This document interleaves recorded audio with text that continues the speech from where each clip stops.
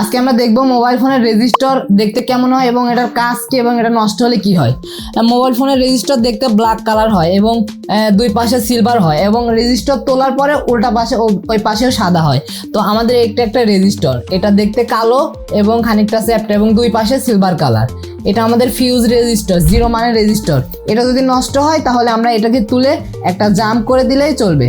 আর যেটার মান আছে ওটা অবশ্যই আমাদেরকে রেজিস্টার লাগাই দিতে হবে। জাম্প করলেও চলবে, তবে লাগাই দিলে বেটার হবে। আর সব রেজিস্টার জাম্প করলে হয় না, আর কিছু রেজিস্টার আমাদের লাগাই দিতে হয়।